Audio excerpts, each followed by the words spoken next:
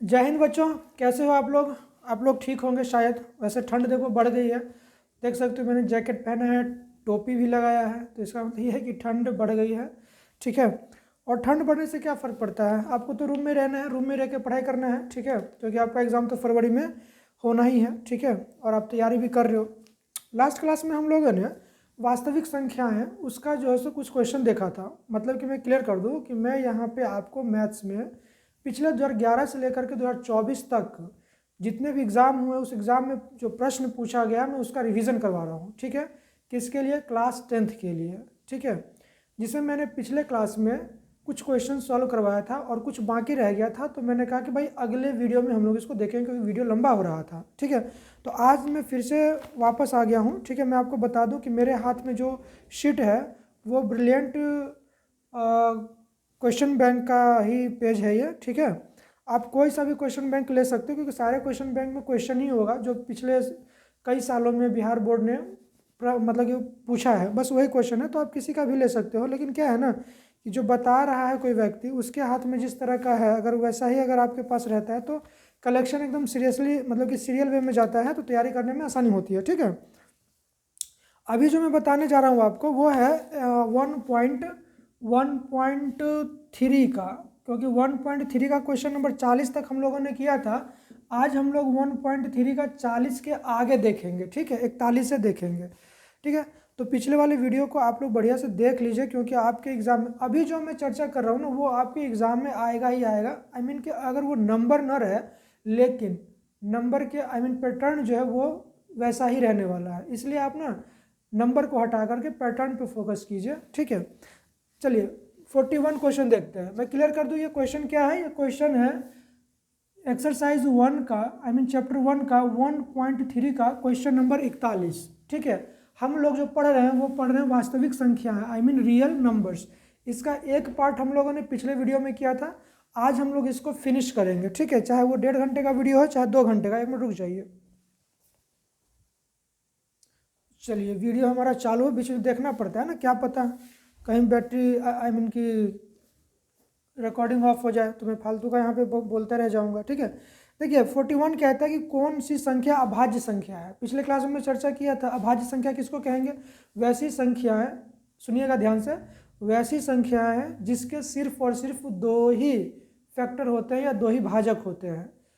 वो भाजक क्या होता है? एक तो एक होता है और एक संख्या खुद होती है। ठीक है, तो अब आपसे पूछा है कि कौन सी संख्या है अभाज्य संख्या है। ठीक है, ये मैंने चर्चा किया था। ठीक है, फिर भी मैं एक बार लिख देता हूँ, है ना। ये थोड़ा लगता है ऊपर चला गया, आप शायद नहीं देख पा रहे होंगे। रुक जाइए, मैं इसको थोड़ा नीचे कर देता हूँ,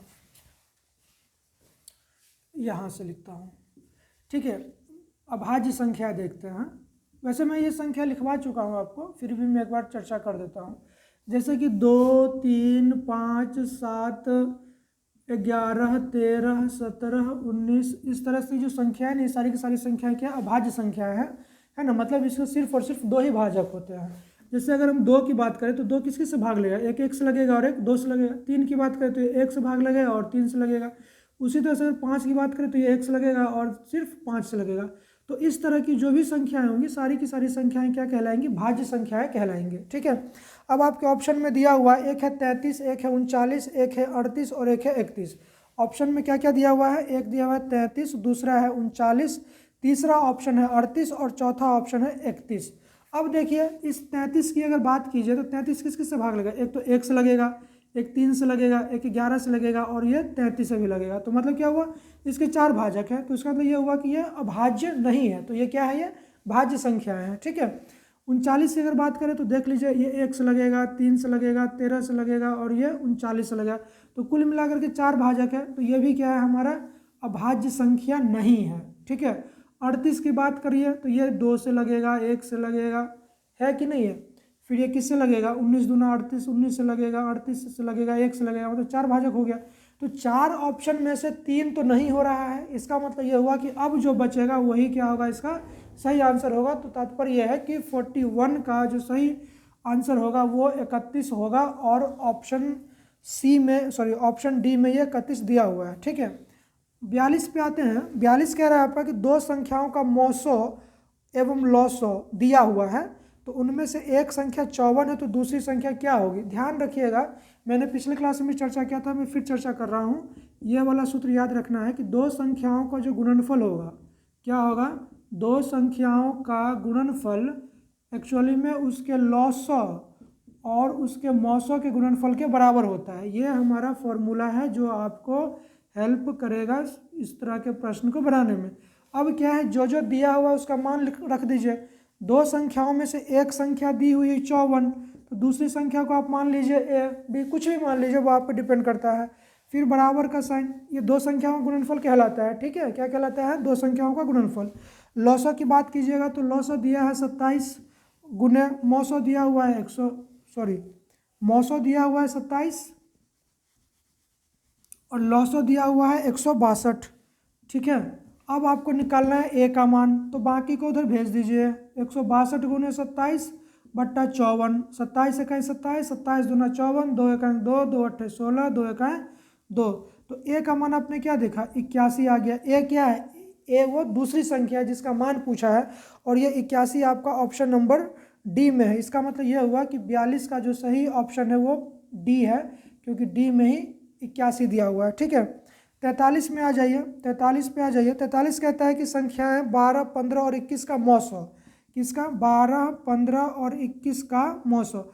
अब देखिए मौसो निकालना है। मौसो क्या होता है? मौसो वो सबसे बड़ी संख्या होती है जो दी हुई संख्याओं को भाग करे, है ना, मतलब सबको भाग करे। ठीक है, तो ऐसा हमने बताया था कि मौसो में क्या होता है, जो सबसे छोटी संख्या होती है या तो उसके बराबर होता है या उससे छोटा होगा। तो मतलब ये हुआ कि जब भी हम इसका मौसो निकालेंगे, ठीक है, जैसे ऑप्शन में दिया हुआ है, मान के चलिए एक ऑप्शन दिया है 3 दिया हुआ है, ठीक है, एक दिया हुआ है मान के चलिए 15 दिया हुआ है, एक 21 दिया हुआ है, और एक मान के चलते 18 दिया हुआ है। अब इस 4 ऑप्शन में से इसका मौसो क्या हो सकता है? ठीक है, इसका मौसो क्या हो सकता है? तो अभी मैंने क्या बोला कि मौसो जब भी होगा तो या तो वो छोटी वाली संख्या के बराबर होगा या फिर छोटी वाली संख्या से छोटी होगा। तो आप ऑप्शन को देखिए, ये 12 से तो छोटा नहीं दिख रहा है, ये 12 से बड़ा दिख रहा है, तो ऑब्वियसली ये क्या होगा? गलत ऑप्शन हो जाएगा, गलत आंसर हो जाएगा। ये 21 क्या है? ये 12 से बड़ा है, मतलब ये भी हमारा सही आंसर नहीं होगा। 18 क्या है? ये 12 से बड़ा है, मतलब ये भी क्या होगा? सही आंसर नहीं होगा।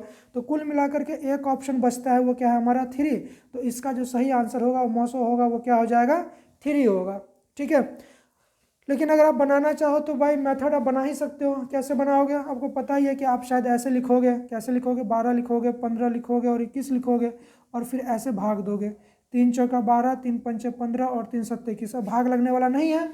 इसका मतलब क्या होगा कि इसका जो मौसो होगा वो 3 होगा। ध्यान रखिएगा, लॉसो जब निकालते हैं तो हम क्या करते हैं, जो जितनी भी संख्याएं बची हुई होती हैं, है ना, एल टाइप से जो भी संख्या बनती है सबको ले करके गुणा करके जो आंसर आता है वो इसका लॉसो होता है। लेकिन मौसो में क्या करना है कि इस लाइन के इधर जो संख्या आ रही हैं सिर्फ उसी को लेना होता है। ठीक है, तो इस तरह से क्या है कि इसका जो सही आंसर होगा वो 3 होगा 43 का, और 3 जो है ऑप्शन नंबर ए में दिया हुआ है। ठीक है, इसमें मौसो 3 आने का तात्पर्य हुआ कि 3 से बड़ी इस दुनिया में कोई भी संख्या नहीं है जो 12, 15 और 21 को एक साथ भाग कर सके। बात समझ में आया ना? समझ गए होंगे। चलिए क्वेश्चन नंबर 44 पे आते हैं। 44 कहते हैं कि दो संख्याओं का गुणनफल दिया हुआ है 8670 और उनका मौसो दिया हुआ है 17, तो लॉसो क्या हुआ? तो जो जो दिया हुआ वो लिख लीजिए। संख्याओं का गुणनफल, मान लीजिए एक संख्या ए है दूसरी संख्या बी है, तो ए बी का गुणनफल दिया हुआ 8670, और इसका ना मौसो दिया हुआ है। मौसो दिया हुआ है कितना? 17 दिया हुआ है, और आपसे पूछ रहा है कि लॉसो क्या होगा, है ना। अभी थोड़ी देर पहले मैंने आपको एक फॉर्मूला बताया कि दो संख्याओं का जो गुणनफल होता है उनके मौसो और लॉसो के गुणनफल के बराबर होता है। इसी फॉर्मूला का अगर हम इस्तेमाल करेंगे तो क्या हो जाएगा? 8670 बराबर में 17 गुने लॉसो का, आप लॉसो को ए मान लीजिए तो बराबर में ए, 17 को इधर भेज दीजिए। 8670 बट्टा 17 बराबर में ए, काट लीजिए 17 का 17, 17 पचे 85, 17 का 17, 0 मतलब 510 बराबर में ए। इसका मतलब क्या हो गया कि ये जो संख्याएं दी हुई थी, जिस दो संख्या की बात कर रहा है वो, उस दो संख्याओं का जो ये लॉसो होगा वो क्या होगा? 510 होगा। ठीक है, आइए तो इस तरह से 510 क्वेश्चन नंबर 44 का ऑप्शन डी में 510 दिया हुआ है। ठीक है, 45 पे आइए।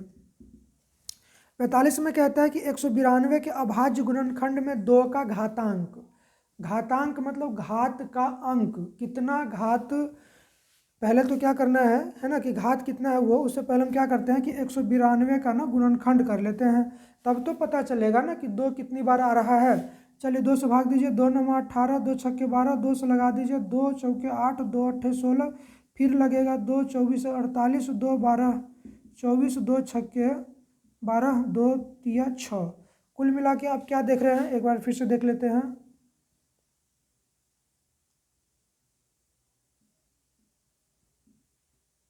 एकदम सही है। तो अब यहाँ पे देखिए तो 2 कितनी बार आया है, 1 2 3 4 5 6, 2 जो आया है 6 बार आया है, मतलब 2 गुने 2 गुने 2 गुने इस तरह से 6 बार। और आपको पता है कि जब सेम संख्या को हम लोग जब गुना करते हैं तो क्या होता है, जितना बार आता है उतना वो पावर चढ़ जाता है। इसका मतलब क्या हो गया कि जब हम इसका गुणनखंड कर रहे हैं तो हम देख रहे हैं कि 2 आ रहा है 6 बार, इसका मतलब क्या हुआ कि ये 2 का पावर 6 हो जाएगा। और हमने पूछा है कि 2 का घातांक क्या होगा, तो अब देखिए तो कि 2 का घात कितना दिख रहा है आपको, 6 दिख रहा है ना, तो इसका अर्थ ये हुआ कि इसका जो आंसर होगा वो 6 होगा। 2 का जो घातांक है वो 6 है, तो 45 का जो आंसर होगा वो 6 होगा, और ये ऑप्शन नंबर सी में दिया हुआ है। ठीक है, आ जाते हैं क्वेश्चन नंबर 46 पे आते हैं। क्वेश्चन 46 कहता है कि यदि q कोई धनात्मक पूर्णांक है, देखिए प्रश्न हो गया, मतलब बार बार प्रश्न पूछा जा रहा है, इसीलिए मैं कह रहा हूँ कि अभी भी आपके पास समय है, थोड़ा सा जाग जाओ। ठीक है, बहुत रिपीट होता है, इसलिए थोड़ा सा मेहनत अभी भी कर लोगे तो मुझे लगता है कि अच्छे स्कोर तो आ ही जाएंगे। चलो अब देखो, q कोई भी धनात्मक पूर्णांक है, तो धनात्मक पूर्णांक मतलब क्या है, वो 1 हो सकता है, 2 3 4 कुछ भी हो सकता है कि नहीं है।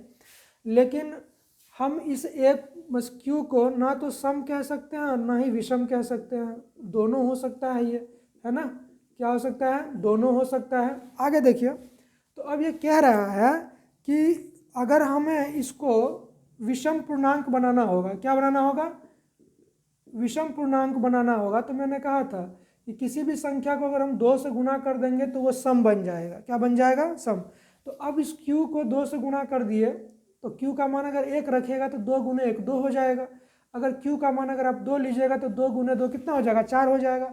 अगर q का मान 3 लीजिएगा तो 2 गुने 3 कितना हो जाएगा, 6 हो जाएगा।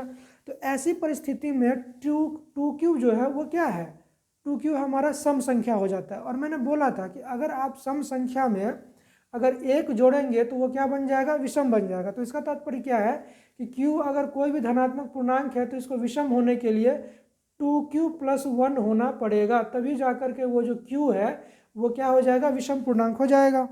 तो इसका तात्पर्य क्या हुआ, और माय गॉश, लेकिन यहाँ पे ना आपका ऑप्शन में तो 2 है ही नहीं, तो 2 नहीं है तो 2 के मल्टीपल आई मीन कि 2 के पहाड़ा का जो भी नंबर होगा, आई मीन या तो ये 4q + 1 हो सकता है या 8q + 1 हो सकता है ना।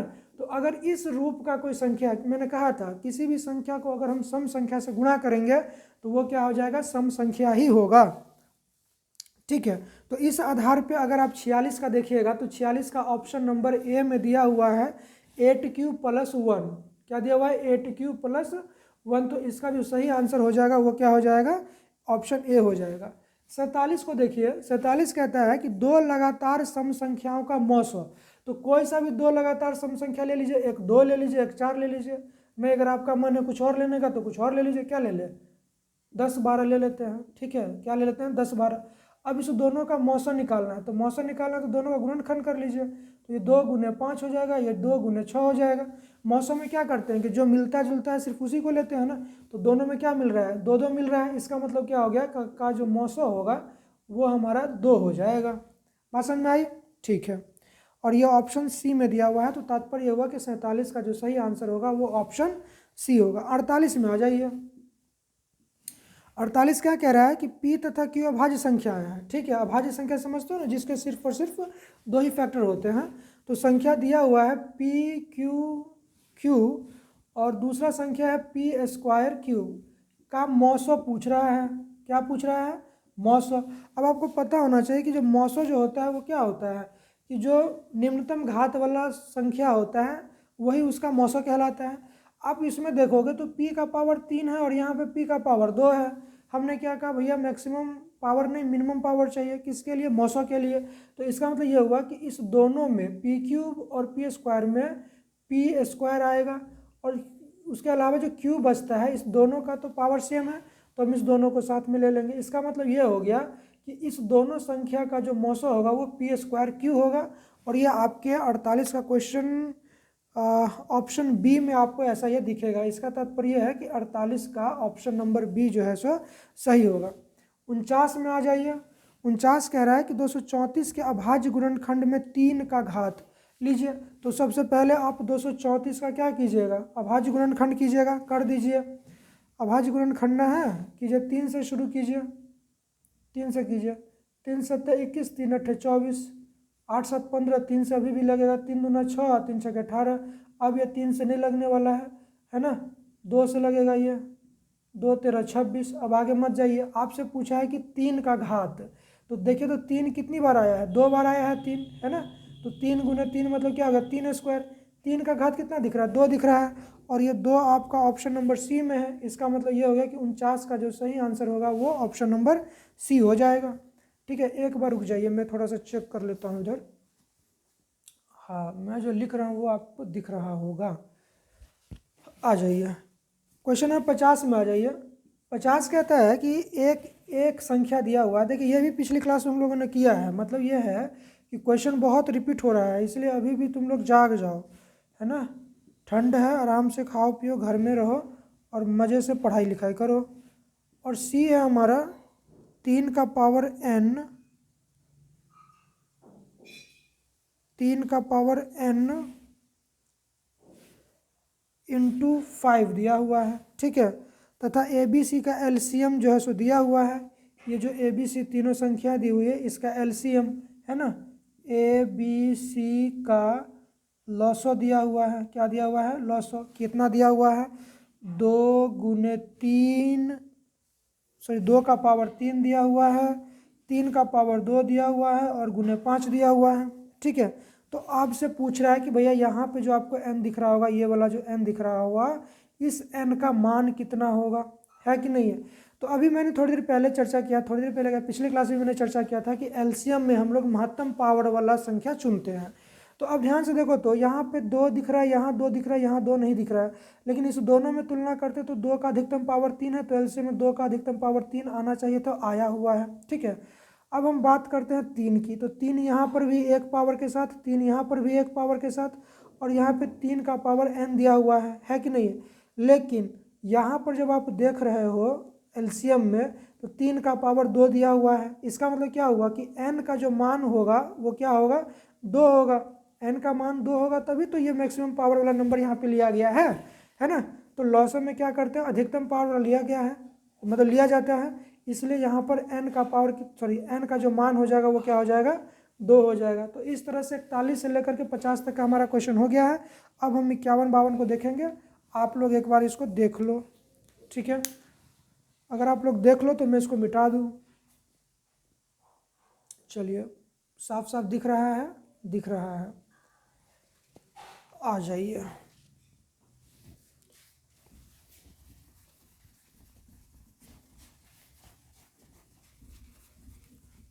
आज इस चैप्टर को ख़त्म करना है किसी भी कीमत पर। आप भी डटे रहो, मैं भी डटा रहूँगा आज।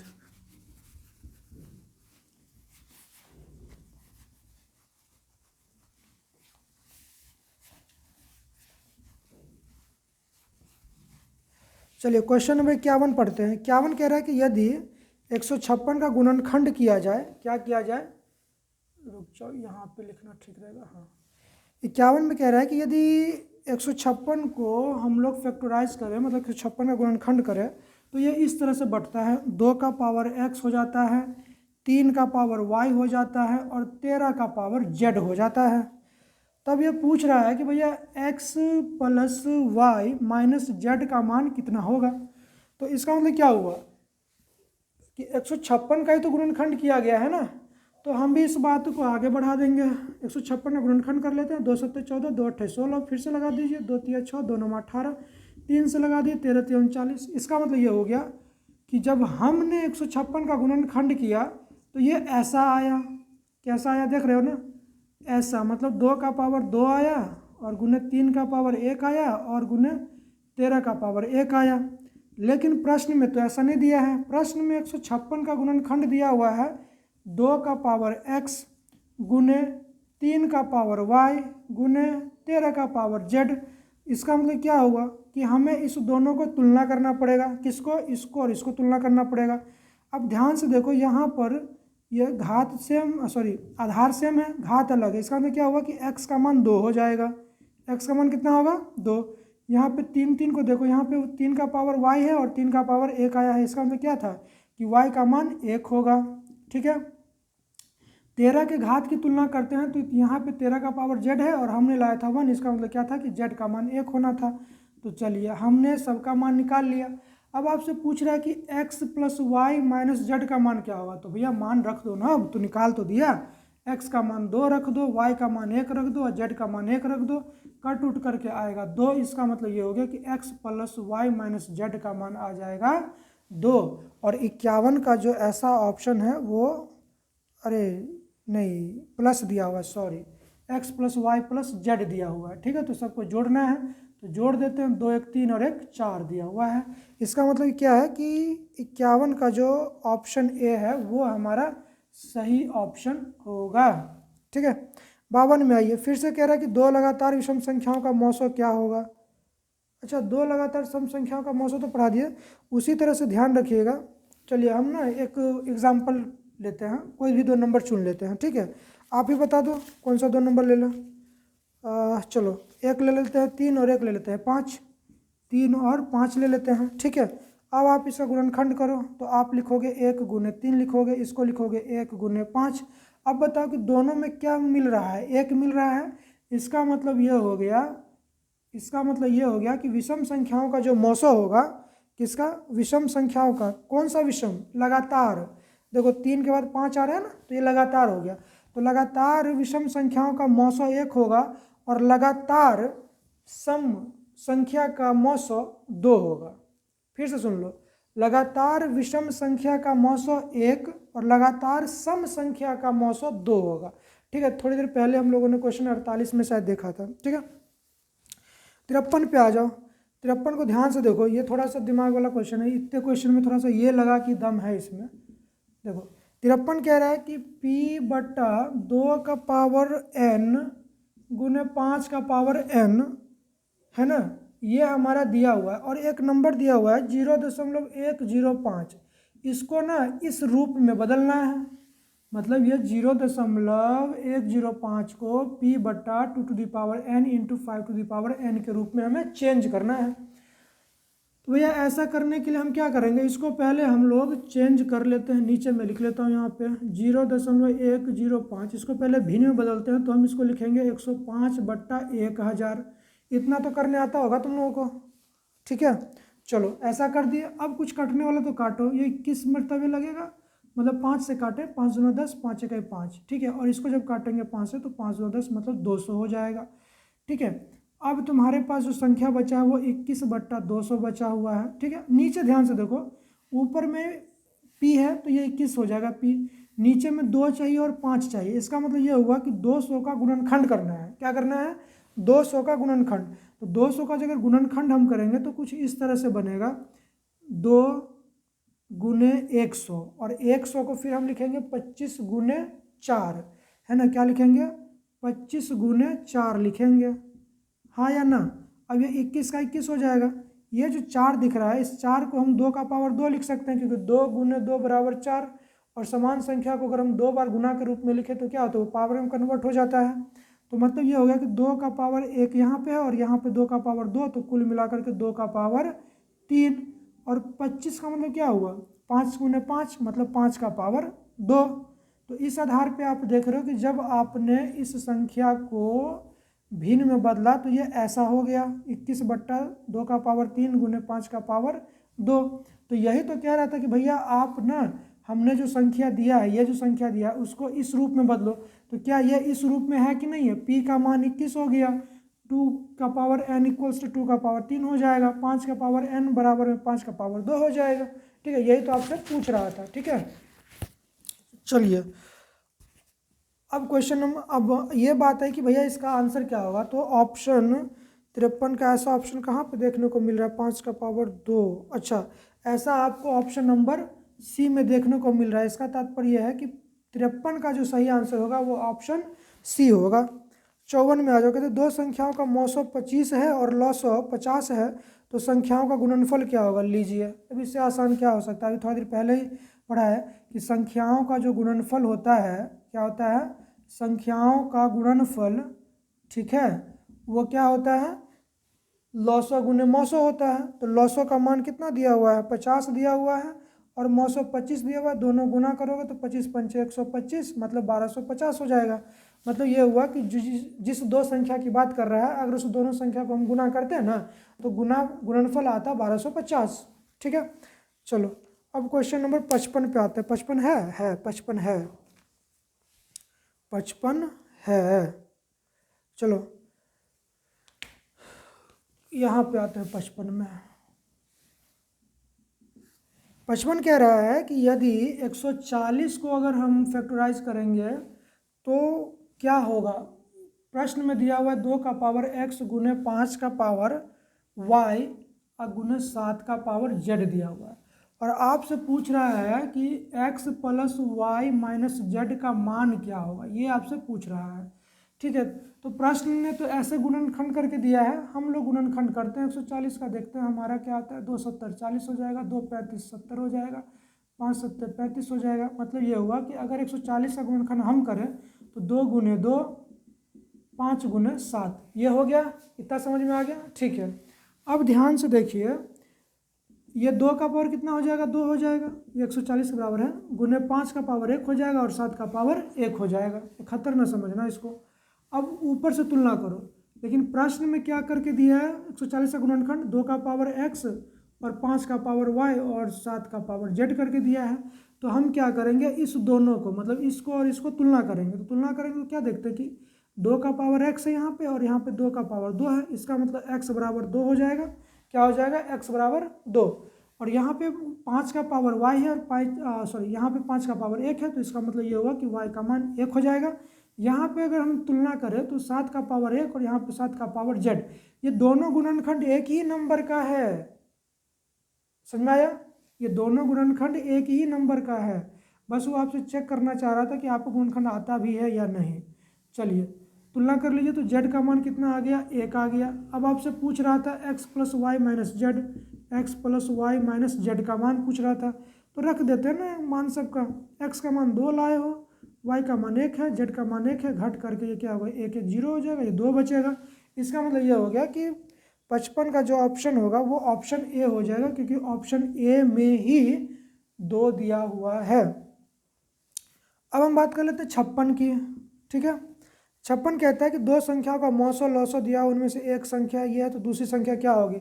याद करो मैंने बोला है कि दोनों संख्याओं का गुणनफल, एक संख्या 5 है तो दूसरी संख्या को a मान लो, ये दोनों का जो गुणनफल होगा उसके लौसो और मौसो के गुणनफल के बराबर हो जाएगा। 5 का मान निकालना है तो a को इधर, a का मान निकालना है तो a को इधर रखो, 5 को उधर भेज दो।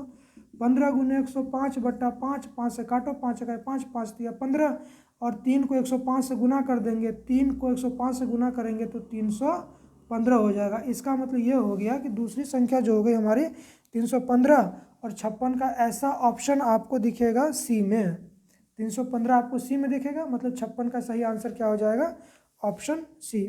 एक रह गया है 57। 57 में दिया हुआ है कि एक संख्या है, क्या है, एक संख्या है, धनात्मक संख्या है, तो कौन सा संख्या धनात्मक पूर्णांक होगा। मतलब q कोई पूर्णांक है, लेकिन कोई धनात्मक पूर्णांक है। कौन सा पूर्णांक है, धनात्मक पूर्णांक है। ठीक है, तो q कोई धनात्मक पूर्णांक है, हमें इसको ना कन्वर्ट करना है, किसमें कन्वर्ट करना है इसको, सम पूर्णांक में। किसमें, सम पूर्णांक में। तो मैंने बोला था भाई कि किसी भी संख्या को अगर हम सम संख्या से गुना कर देंगे ना, तो वो संख्या क्या हो जाएगी, सम हो जाएगी। ठीक है, जैसे कि अगर 3 को अगर हम 2 से गुना कर दें तो क्या हो जाएगा, वो सम हो जाएगा। अगर 3 को हम 4 से गुना कर दें तो क्या हो जाएगा, 12 होगा, वो क्या हो जाएगा, सम हो जाएगा। तो वही बात है कि हमें सम पूर्णांक लाना है, तो क्या कर दो, इसको 2 से गुना कर दो, तो ये क्या हो जाएगा, 2q। अब ये हमारा सम संख्या हो गया।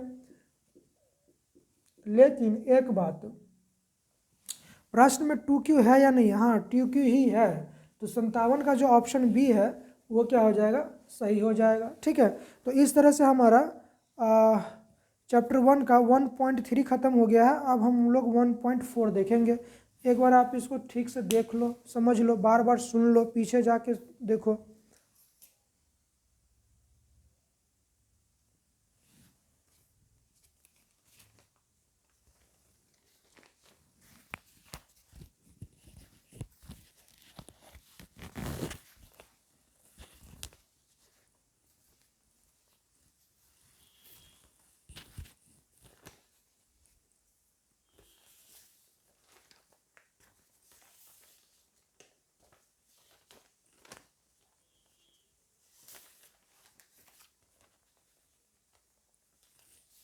चलिए, लगता है कि आप लोगों ने लिख लिया है, ठीक है। अब हम लोग 1.4 पे बढ़ते हैं। इसको मैं इरेज कर देता हूँ, मिटा देता हूँ मैं।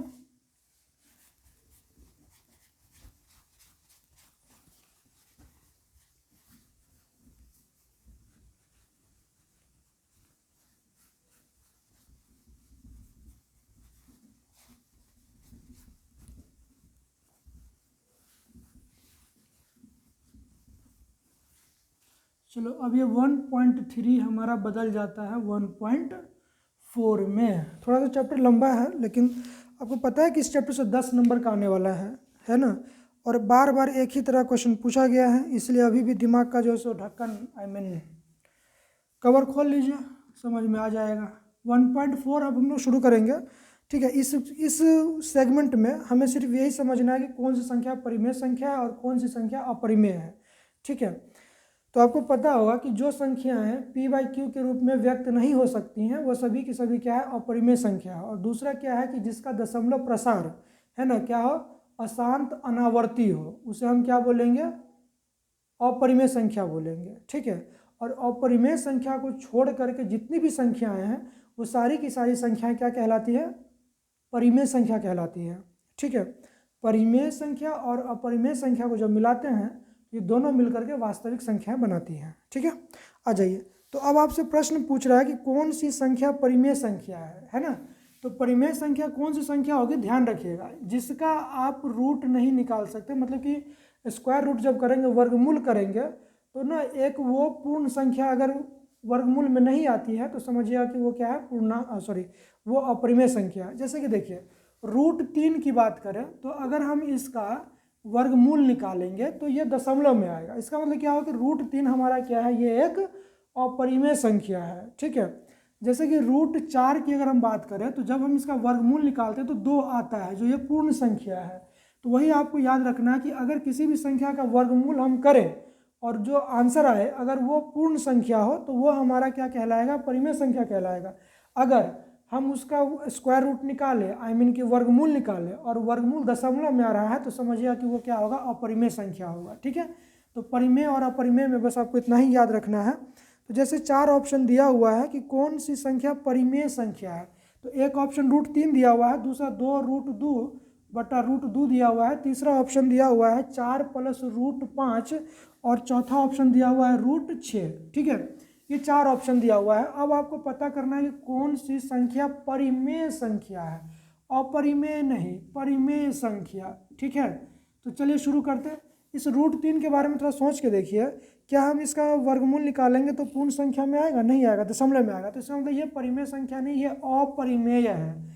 यहाँ पे आइए तो ये √2 और ये √2 कट जाएगा, क्या बचेगा, ये सिर्फ और सिर्फ 2 बचेगा। क्या बचेगा, 2 बचेगा। इसका मतलब क्या है कि ये पूर्ण संख्या है, ये हमारा परिमेय होगा। अब आगे बढ़ने की जरूरत नहीं है क्योंकि 4 ऑप्शन दिया रहता है, 4 में से एक हमारा मिल ही चुका है, तो आगे जो ऑप्शन होगा वो गलत ही होगा। लेकिन फिर भी थोड़ा समझिए, ये 4 हमारा परिमेय संख्या है और ये √5 क्या है, अपरिमेय है। तो मैंने पिछले क्लास में कहा था कि जब आप परिमेय संख्या को अपरिमेय संख्या के साथ जोड़ते हैं तो जो रिजल्ट मिलता है, जो उत्तर मिलता है, वो एक अपरिमेय संख्या होती है, ठीक है। और ये √6 भी क्या है, अपरिमेय है। क्यों, क्योंकि जब आप इसका वर्गमूल करोगे तो दशमलव में आएगा, ठीक है। तो इसका जो सही आंसर है, कि 1.4 का क्वेश्चन नंबर 1 का जो सही ऑप्शन होगा वो ऑप्शन बी होगा। क्यों, क्योंकि बी में हमें 2 मिल रहा है, ठीक है। चलिए क्वेश्चन नंबर 2 की बात करते हैं। 2 में पूछ रहा है कि √2 है, तो √2 है क्या है भैया, आप ही बताओ। इसका जब आप वर्गमूल करोगे तो क्या आएगा, दशमलव में आएगा। इसका मतलब क्या है कि ये एक अपरिमेय संख्या है। क्या है ये, अपरिमेय संख्या। आप इसका ना खुद से जो है सो ऑप्शन पढ़ लेना, 4 ऑप्शन दिया हुआ है, ठीक है।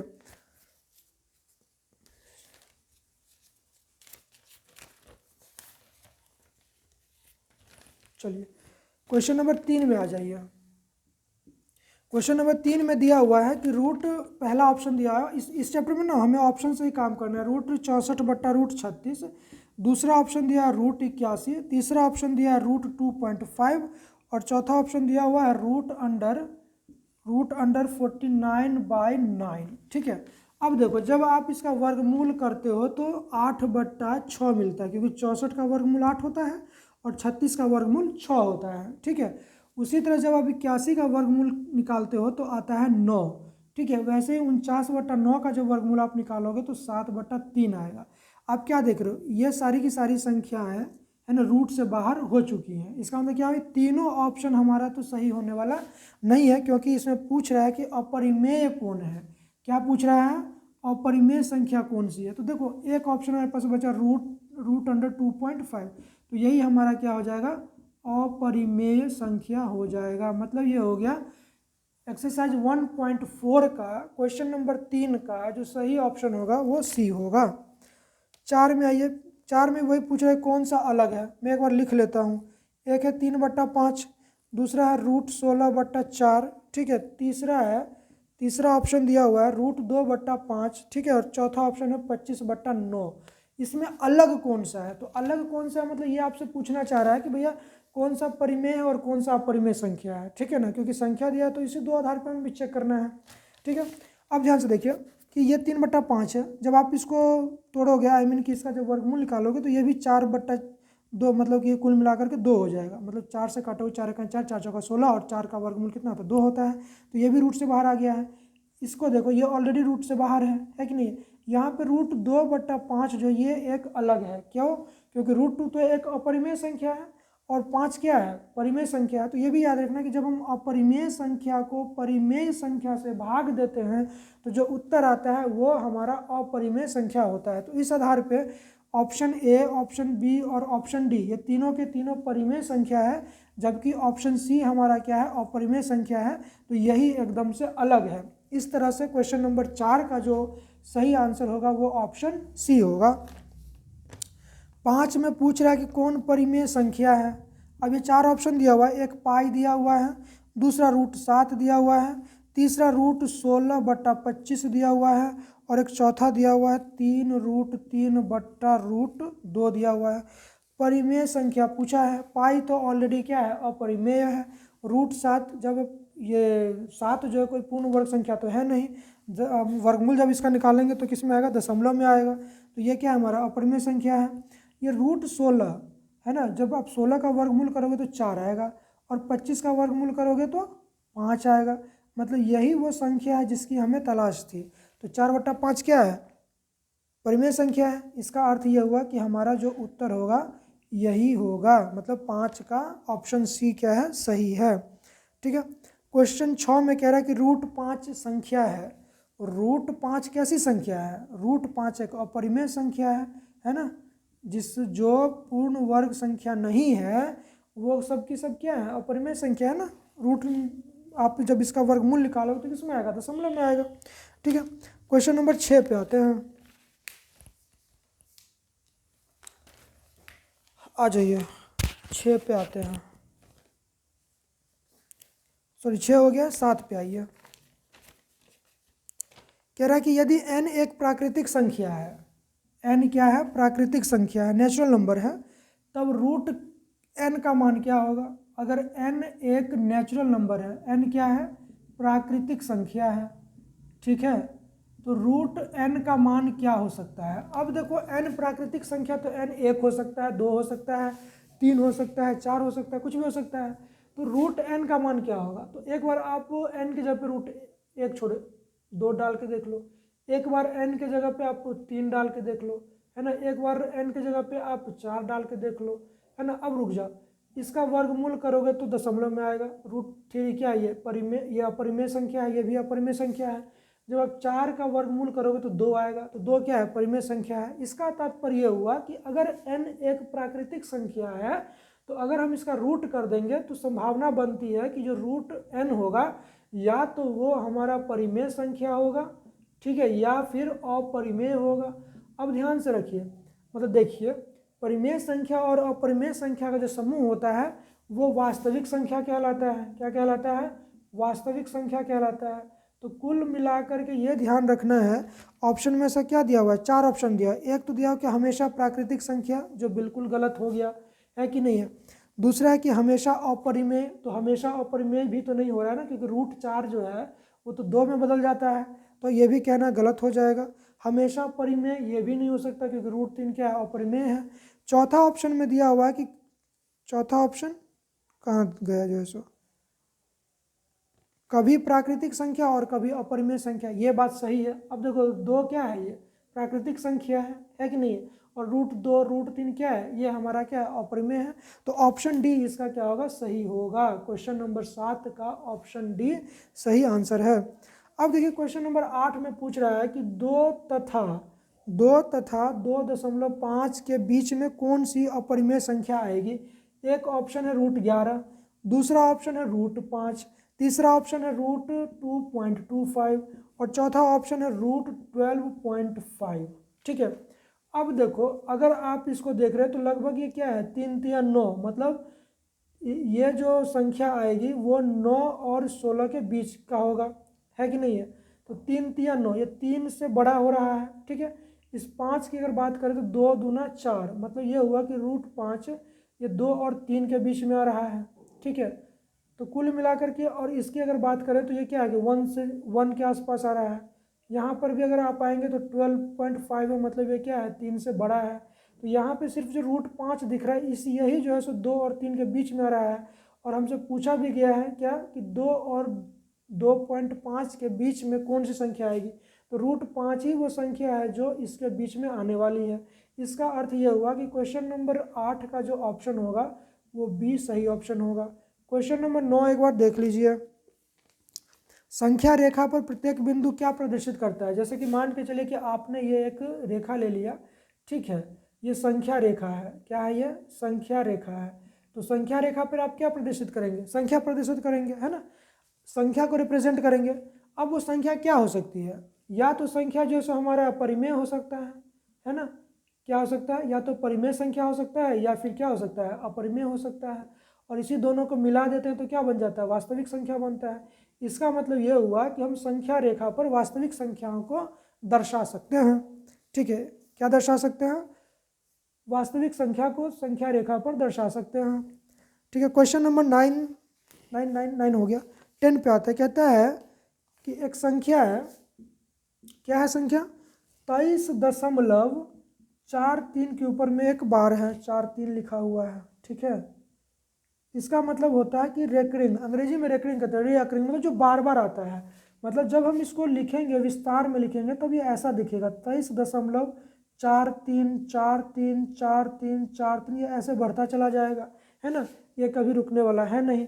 तो कह रहा है कि अगर हम इसको p/q के रूप में लिखें, भिन्न के रूप में लिखें, तो क्या होगा? तो ध्यान रखिएगा, क्या कीजिएगा, पहले बिना दशमलव के सबको लिख लीजिएगा। लिख लिए बिना दशमलव के। अब ध्यान से देखिए कि बार किसके ऊपर नहीं लगा हुआ है, तो 23 के ऊपर बार, बार मतलब डंडा, है ना, तो इसके ऊपर बार नहीं लगा हुआ है, तो हम क्या करेंगे, इस पूरे में से 23 को घटा देंगे। उसके बाद नीचे में क्या करेंगे, नीचे में जितना के ऊपर बार लगा हुआ है उतना 9 डालेंगे। तो 2 संख्या के ऊपर में बार लगा हुआ है तो 2 9 डालेंगे, 99 डाल देंगे। बात समझ आ रहा है कि नहीं आ रहा है? जब आप इसको घटाएंगे तो ये आपका हो जाएगा 2340/99, और ऐसा आपको ऑप्शन नंबर ए में दिखेगा। तो तात्पर्य यह है कि 10 का जो सही आंसर होगा वो ऑप्शन ए होगा। ठीक है, आ जाइए। अब फिर से प्रश्न है 11 वाला। कौन सा वाला? 11 वाला। 11 में आपसे पूछ रहा है कि कौन सी संख्या परिमेय अपरिमेय है? तो अब आप ही नहीं बता दो। एक है रूट 10, एक है रूट 24, एक है रूट 35 और एक है रूट 121। अब इसमें कौन सी संख्या अपरिमेय है ये आपको बताना है। चलो आ जाओ, एक मिनट रुक जाओ। 11 है, सॉरी अपरिमेय नहीं है, लगता थोड़ा ऊपर चल गया होगा, रुक जाओ। 11 की बात कर रहा है कि अपरिमेय नहीं। देख रहे हो, प्रश्न पढ़ने में मिस्टेक तुमसे भी हो सकता है। अपरिमेय नहीं है, 4 ऑप्शन है, एक रूट 10 है, एक दूसरा रूट 24 है, तीसरा ऑप्शन रूट 35 है, और एक चौथा है रूट अंडर 121। ठीक है, तो आप देख रहे हो कि जब आप 121 का वर्गमूल करते हो तो आता है 11। कितना आता है वर्गमूल 121 का? 11 आता है। और 11 क्या है? परिमेय संख्या है। इसका मतलब क्या हुआ कि यही हमारा सही ऑप्शन होगा, मतलब ऑप्शन नंबर डी। 11 का सही ऑप्शन क्या है? डी। प्रश्न ध्यान से सुनिए, अपरिमेय नहीं है।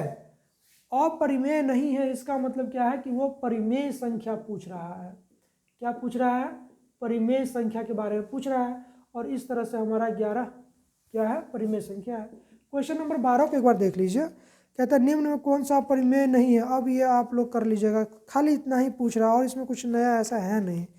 ठीक है, थोड़ा सा मैं 15 पे आता हूँ। 15 में थोड़ा सा क्या, सेम ही सेम है। प्रश्न है कि अपरिमेय नहीं है। ठीक है, समझिए इस बात को। अपरिमेय नहीं है मतलब कि कौन सी संख्या परिमेय संख्या है। ठीक है, अभी थोड़ी देर पहले मैंने बताया पाई के बारे में कि पाई क्या है? एक अपरिमेय संख्या है, तो ये आपका सही उत्तर तो होगा नहीं। दूसरा ऑप्शन है रूट 7, ये भी नहीं होगा। तीसरा ऑप्शन है रूट अंडर 2 बट्टा रूट 5, है ना, रूट 2 बट्टा रूट 5। ठीक है, चौथा ऑप्शन है 3 गुने रूट 75 बट्टा रूट अंडर 48। ठीक है, ये प्रश्न है कि कौन सी संख्या अपरिमेय नहीं है। 4 ऑप्शन दिया हुआ, 1 2 3 और 4। अब आप दिमाग लगाइए, पाई क्या है? अपरिमेय है, मतलब ये हमारा उत्तर नहीं होगा। रूट 7 क्या है? परिमेय है। अपरिमेय है, मतलब ये भी हमारा उत्तर नहीं होगा। रूट 2 बट्टा रूट 5 ये भी क्या है? अपरिमेय है। लेकिन हमें चाहिए कि जो नहीं है, तो 3 तो हमारा है, इसका मतलब क्या है? चौथा जो बचेगा वही क्या होगा? नहीं है। इसका मतलब ये हुआ कि ये हमारा उत्तर होगा, मतलब ऑप्शन डी। अगर आप इसको हल करना चाहें तो हल आप ऐसे कर लीजिए, 3 गुने रूट अंडर 75 और इसी 48 को इसी छाते के अंदर ले आइए, तो 3 गुने रूट 75। अगर आप इसको काटिएगा तो 3 से काटिएगा तो 25 और 3 से काटिएगा तो 16, मतलब 25 बट्टा 16 हो गया, मतलब 3 गुने 5 बट्टा 4। देखा आपने, इसका हमने वर्गमूल निकाल दिया, जो क्या है? ये परिमेय संख्या है। तो इसलिए आप इस तरह से भी सोच लीजिए कि कौन है। अब 3 है तो चौथा भी इसलिए कि नहीं होगा। ठीक है, चलिए क्वेश्चन नंबर 16 17 सब एक जैसा ही है। क्वेश्चन नंबर 19 देख लेते हैं। 19 कह रहा है कि 8 का पावर 0 गुने 2 का पावर 0 कितना होगा। ठीक है, अब ध्यान रखिए, किसी भी संख्या का पावर अगर 0 है तो वो हो जाएगा 1। तो 8 का पावर 0 मतलब 1 लाख का पावर अगर 0 जाएगा तो भी क्या होगा? 1 ही होगा। उसी तरह से 2 का पावर 0 है मतलब क्या होगा? 2 का पावर 0 मतलब 1। तो 1 को अगर हम 1 से गुना करेंगे तो कितना मिलेगा? 1 मिलेगा। तात्पर्य यह है कि 19 का जो आंसर होगा वो 1 होगा, और ये ऐसा आपको ऑप्शन बी में दिखेगा, तो मतलब 19 का बी सही उत्तर होगा। ठीक है, 20 भी एकदम से वही बात है, लेकिन फिर भी मैं थोड़ा सा चर्चा कर लेता हूँ 20 का। देखिए, आपसे पूछ रहा है कि रूट 25 कौन सी संख्या है, बताओ। रूट 5 कौन सी संख्या है? रूट अंडर 1 बट्टा रूट अंडर 2 और रूट 3 प्लस रूट 3, ये 4 संख्याएं हैं। क्वेश्चन नंबर 20 का पहला ऑप्शन दिया हुआ है रूट 25, दूसरा है रूट 5, तीसरा 1 बट्टा रूट 2, चौथा है रूट 3 प्लस रूट 3। अब ये पूछा है आपसे कि कौन सी संख्या परिमेय संख्या है। कौन सी संख्या परिमेय संख्या के बारे में आपसे पूछ रहा है क्वेश्चन नंबर 20। अब देखिए, 25 का अगर वर्गमूल निकालेंगे तो 5 निकलेगा। 4 नंबर दिया हुआ है, 4 में से एक पहला ही हमारा मिल गया है, तो अब आगे नहीं बढ़ना है, बस हो गया, यही आपका आंसर हो जाएगा, मतलब 20 का ऑप्शन ए हो जाएगा सही आंसर। ठीक है, 21 में पूछ रहा है कि निम्नलिखित में कौन सी अपरिमेय संख्या है। ठीक है, अब इसमें जगह कम है, मैं मिटा देता हूँ, आप एक बार थोड़ा देख लीजिए इसको।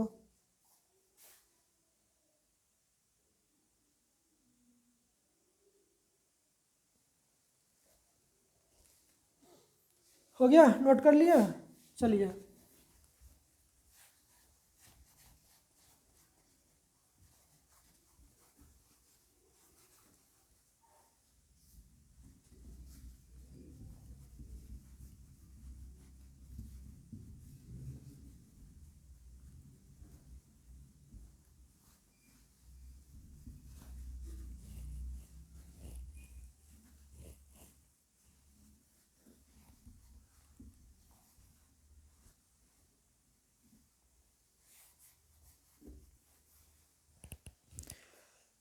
चलिए क्वेश्चन नंबर 21 को देखते हैं। 21 पूछ रहा है कि कौन सी संख्या अपरिमेय संख्या है। पहला है 1.3 के ऊपर बार, दूसरा ऑप्शन है √16, तीसरा ऑप्शन है √9/27 और चौथा ऑप्शन है √5 गुने √5। ठीक है, आपसे पूछा है अपरिमेय संख्या। कौन सी संख्या पूछा है? अपरिमेय संख्या के बारे में पूछा है, मतलब इस 4 ऑप्शन में से कौन सी संख्या अपरिमेय है उसको चुनिए। तो अब ध्यान से देखिए, तो यहाँ पर चलिए ये पूरा का पूरा हमारा क्या है? परिमेय संख्या है। क्या है ये? परिमेय संख्या है। ये √16 मतलब √16 बराबर 4 हो जाएगा, तो ये भी हमारा क्या है? परिमेय संख्या है। ठीक है, यहाँ पर जब हम काटते हैं तो 9 × 9 और 9 × 3 27, मतलब ये बचता है √1/3। अब हम इसका जब भी मतलब वर्गमूल निकालेंगे तो दशमलव में आने वाला है। तात्पर्य यह है कि ये हमारा जो संख्या हो जाएगा यही हमारा अपरिमेय हो जाएगा, मतलब हमारा उत्तर हो जाएगा। तो 21 का जो सही ऑप्शन होगा वो ऑप्शन सी हो जाएगा। ठीक है, ऑप्शन सी इसका सही उत्तर होगा। 22 में आ जाइए। निम्नलिखित में से कौन अपरिमेय नहीं है? कौन सी संख्या अपरिमेय नहीं है? थोड़ा दिमाग लगाना पड़ेगा, लगाइए। आइए, दिया हुआ 2 + √3, दूसरा ऑप्शन दिया हुआ है 5 - √3, तीसरा ऑप्शन दिया हुआ है √5/√3 और चौथा ऑप्शन दिया हुआ है √12/√3 दिया हुआ है। अब ध्यान से देखिए, तो प्रश्न आपसे पूछ रहा है कि अपरिमेय नहीं है। क्या नहीं है? अपरिमेय नहीं है। क्या नहीं है? अपरिमेय नहीं है, वो हमें ढूंढना है, मतलब परिमेय संख्या ढूंढना है। क्या ढूंढना है? परिमेय संख्या। आ जाइए, अब ध्यान से देखिए, तो ये परिमेय संख्या है और ये √3 क्या? अपरिमेय है। तो परिमेय का योग अपरिमेय से जब भी होगा तो वो बन जाएगा अपरिमेय। लेकिन हमें खोजना है कि भैया कौन सा अपरिमेय नहीं है। ये तो हमारा अपरिमेय निकला। उसी तरह से जब परिमेय में से अपरिमेय संख्या घटाएंगे तो वो हो जाएगा अपरिमेय। हमसे पूछा भैया अपरिमेय कौन नहीं है, लेकिन ये तो निकल गया अपरिमेय। उसी तरह से √5/√3 किसी तरह से कटने वाला भी नहीं है। तात्पर्य यह है कि ये भी क्या हो गया हमारा? ये अपरिमेय हो गया। अब क्या बचा? एक ऑप्शन बचा है। अब इसको तो हमारा उत्तर होना ही पड़ेगा क्योंकि 3 तो हुआ नहीं है। अब आप कैसे हल कर सकते हैं इसको? आप ऐसे हल करो, √12 को आप √3 गुने √4 लिख लो और पहले से बट्टा में √3 है ही, ये √3 से ये √3 कट जाएगा, बचेगा सिर्फ √4 और √4 का मतलब होता है 2। तो ये 2 कौन सी संख्या है? ये हमारा परिमेय संख्या है और जो परिमेय संख्या है वो अपरिमेय संख्या नहीं हो सकता है। ठीक है, आइए क्वेश्चन नंबर 23 पे आइए।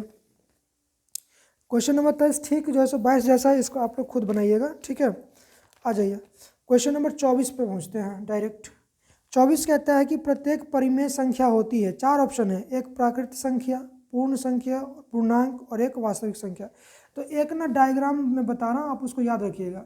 n मतलब नेचुरल नंबर, मतलब प्राकृतिक संख्या। तो जितनी भी प्राकृतिक संख्या है सारी की सारी प्राकृतिक संख्या जो है वो पूर्ण संख्या होती है। w का मतलब होल। ठीक है, होल नंबर के लिए w इस्तेमाल करते हैं। ठीक है, उसी तरह से अगर हम इंटीजर की बात करें, मतलब पूर्णांक की बात करें, किसकी बात करें? पूर्णांक की बात करें। चलिए मैं फिर से हिंदी में लिखता हूँ।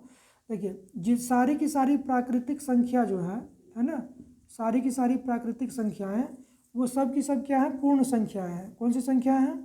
पूर्ण संख्याएं हैं। कौन सी संख्या है? पूर्ण संख्याएं हैं। ठीक है, और सारी की सारी पूर्ण संख्याएं हमारा पूर्णांक है। क्या है ये? पूर्णांक है। ठीक है, और ये सारी की सारी पूर्णांक जो हैं वो आते हैं परिमेय के अंतर्गत। अब लगता है ये मार्कर मेरा काम नहीं कर रहा है। पूर्णांक के अंतर्गत, और ये सारे के सारे किस में आता है? परिमेय के अंतर्गत। ठीक है, और एक दूसरा समूह बनता है अपरिमेय का। किसका? अपरिमेय का। इसका मतलब ये हुआ कि अगर हम इस सब को मिला दें, मतलब कि ये परिमेय और अपरिमेय को मिला दें तो ये दोनों मिलकर के क्या बन जाता है? वास्तविक संख्या बन जाती है। ठीक है, अब एक चीज़ ध्यान रखिए, सारी की सारी प्राकृतिक संख्याएं क्या हैं? पूर्ण संख्या है। सारी की सारी पूर्ण संख्या क्या है? पूर्णांक है। सारी की सारी पूर्णांक क्या है? परिमेय संख्या है कि नहीं है? मतलब ये हुआ कि जो अंदर में है वो छोटा है, जो बाहर है वो बड़ा है।